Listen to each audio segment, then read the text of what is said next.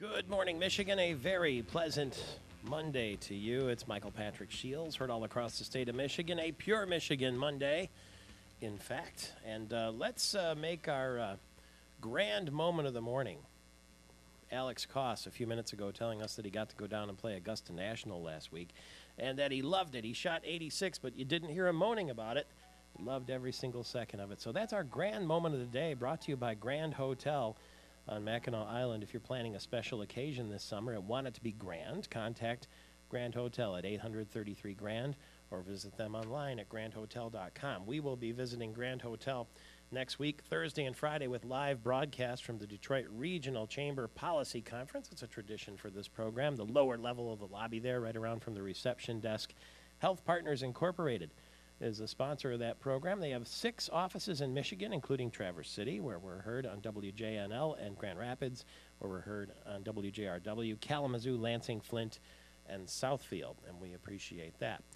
Let's get to the politics this morning. Nolan Finley certainly will be at the Detroit Regional Chamber Policy Conference as well, but you know the person who will not be there? A rock star Senate candidate for the Michigan GOP, and Nolan Finley, who is the editorial page editor of the Detroit News, wrote about it in yesterday's edition. Good morning to you. Morning, MP. You're up early. Yeah, I have no choice in that matter, but I'm glad that you're up early with me, too. Seems to be no eager beaver, though, eager to go up against Senator Stabenow at this hour. I mean, there are a few, but after all, when one would presume with her approval rating as low as it is, that the Republicans would be able to find a viable candidate, doesn't seem to be a rock star candidate surfacing. But it's not that simple, is it?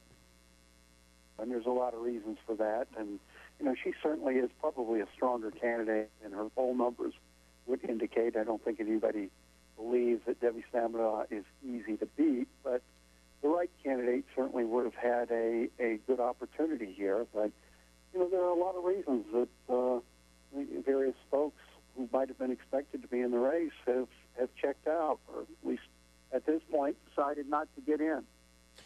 Well, why don't we go down that list, because after all, some of them were a surprise. Secretary of State Terry Lynn Land decided not to run. Why? Why did she decide not to run? I think she believes she could get the kind of financial support it'll take to win this race.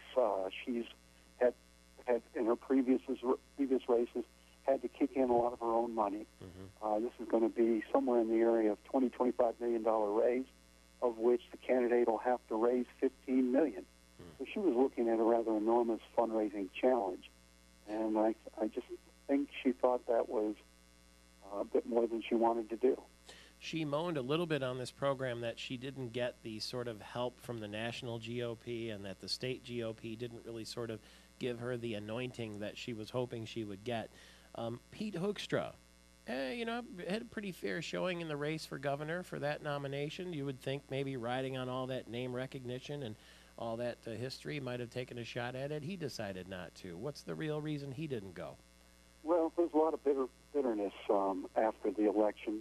Pete thought he was mistreated by both the Right to Life of Michigan and the Chamber, and as you know, those are pretty key allies to have if you're going to be running for Senate, and there's still a little hard feelings, a little bad blood there that perhaps he didn't think without them he could be a successful candidate.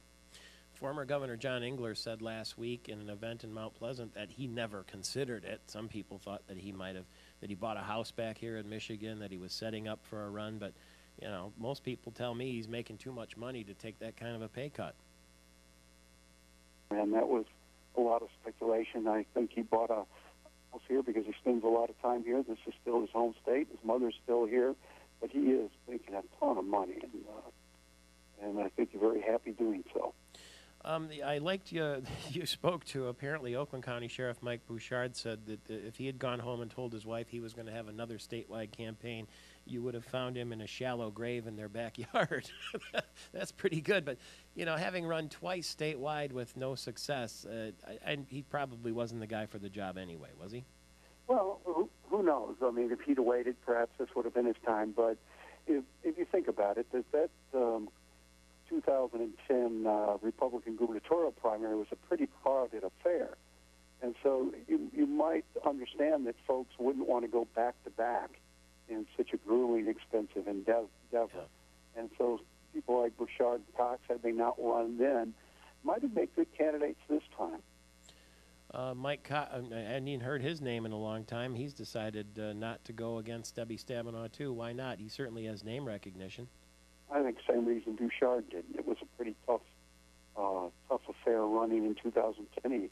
He spent a lot of money, gave it a lot of effort, and it was hard on his family as well. And I think he looked at it and said, "Am I going to do this again so quickly?" I think a lot of these folks are still paying off debts from the last run. Which of these candidates would you think have the best chance against Senator Stabenow? Rob Steele, the doctor from Ann Arbor, the Tea Party sort of guy who lost to John Dingell, John McCullough, the Oakland County Drain Commissioner, Randy Heckman, the judge from Grand Rapids, or Saul Nanousis, the former GOP chair. Those seem to be the only four right now with their helmet, if you will, in the ring. Well, it's like placing a bet on the field in the Derby. It's any one of them could or could not. They're all long shots by an extreme. Steele's working the hardest. Steele's every place. He is a Tea Party favorite. They have the ability, as they've proven in other states, and even in this state, in the congressional races, to elevate a candidate. He has some national appeal in terms of his fundraising, and he's really working hard to break out of sort of that Tea Party